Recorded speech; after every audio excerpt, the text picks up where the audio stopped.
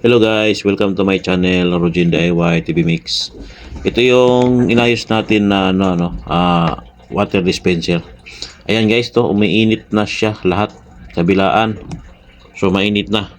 Dapat dito guys, malamig to rito banda. Ayan. Kaso ngayon umiinit na siya. So ayan no, may tubig naman laman. So ayan guys no, repair natin to. Buksan natin yung likod. Ito yung ginawa natin mga ka-DIY no, yung pinalitan natin ng cooling plate. So pag sa mga ganyang senaryo mga ka-DIY, ibig sabihin yan umiinit yung, ibis na malamig, umiinit siya. Buo pa yung ating cooling plate na nilagay dyan. So ang problema lang nito mga ka-DIY, yung cooling fan. Yan, kadalasan ang cooling fan talaga pag mga ganyang problema mga ka-DIY. So i-check natin yung cooling fan nito mga ka-DIY no, kung umiikot pa. Ayan yung kanyang cooling fan. Yan ang importante nga mga ka-DIY na gagana. Kasi yan ang nagpadala ng lamig at init, no? So ngayon, siksak natin kung iikot siya. Ayan. Sinaksak natin mga ka-DIY. Umikot lang siya ng konti. Pero hindi na siya tumuloy. So ibig sabihin yan mga ka-DIY, matigas na yan. Tumigas siya dahil sa alikabok. So, ganun talagang niyan, problema niya. Ayan inano natin umiikot naman siya. Pero hindi tumutuloy-tuloy. Ayan umiikot siya ng konti.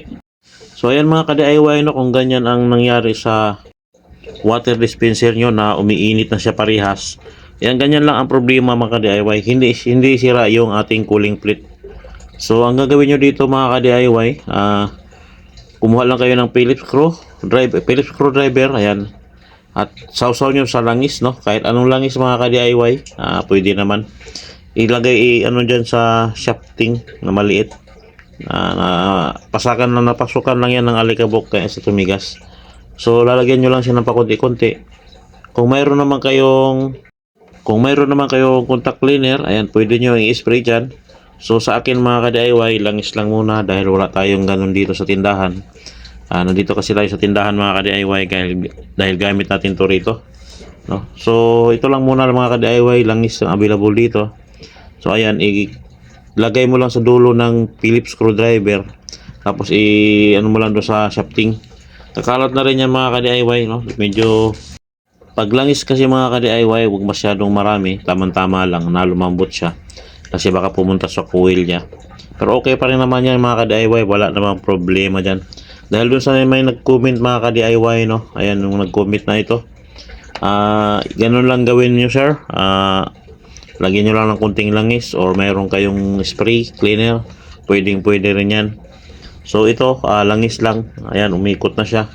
So, palambutin lang natin yan. Tapos lalagyan lang natin ng pakunti-kunti para hindi siya madaling maubos.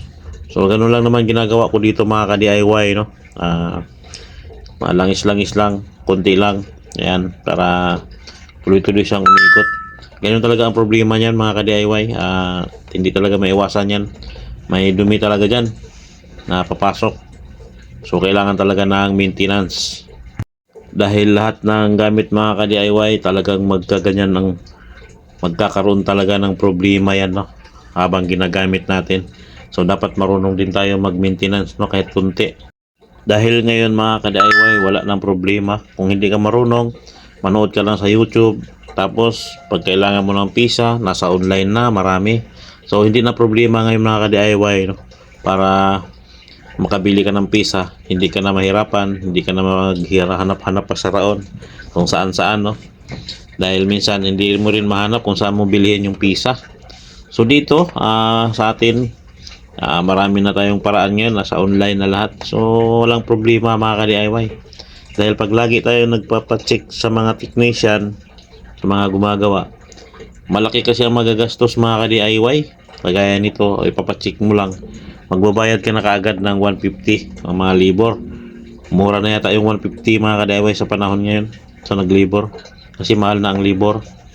So ganun talaga mga ka-DIY, no? Kailangan natin bayaran kung check up tayo sa ating mga gamit.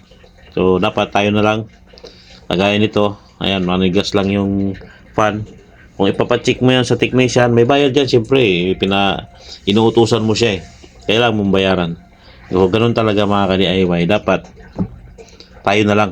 Ayan, kagaya niyan. So, ingatan lang natin yung wiring. Hindi magkabaliktad-baliktad kung ano yung pinagtatanggal natin. So, ganun lang mga ginagawa ko mga ka-DIY, no? Umpisa, dahan-dahan hanggang sa medyo nasanay na. Ayan, hanggang sa in-upload ko na dito sa YouTube. So, namonetize naman tayo mga ka-DIY sa YouTube. So, ayan, ganito pa rin ginagawa ko hanggang ngayon. Nag-aaral pa rin kung ano-ano. Dahil sa YouTube mga ka-DIY, marami ka talaga matutunan, ano. Mayroon pa ng iba dyan, nagtayo na ng shop dahil lang sa YouTube. Kaya natuto sila. So, lakasan lang ng loob. Kagaya nito, lakasan lang ng loob. Ayan, nakarami na rin tayo ng gawa-gawa. Hindi na tayo naghahanap ng mga technician talaga. Yung mga gumagawa. Yung iba naman na hindi natin kaya, siyempre, ipapagawa na natin sa sa mga marunong. Huwag na tayo magrunong-runungan mga ka-DIY pag mahirap na talaga. Kailangan nating ipagawa. Kasi, talagang maano na yun mga ka-DIY, mahirap na gawain na. Pero pag mga ganito lang, ang stack up, kayang-kaya na natin yan mga ka-DIY. So, ano pang hinihintay natin dyan? Panoorin nyo lang sa YouTube para sigurado kayo sa inyong gagawin. Tapos, lagyan nyo lang ng tanda, lagi ko sinasabi, mag-iingat tayo sa kuryente. So, para walang disgrasya mga ka-DIY, no? So, ito na mga ka-DIY, ayan, isi-switch na natin. May ikot na siya at malambot na rin. So ganun lang mga ka-DIY, at sana nagustuhan nyo ang aking video. Maraming salamat sa panonood.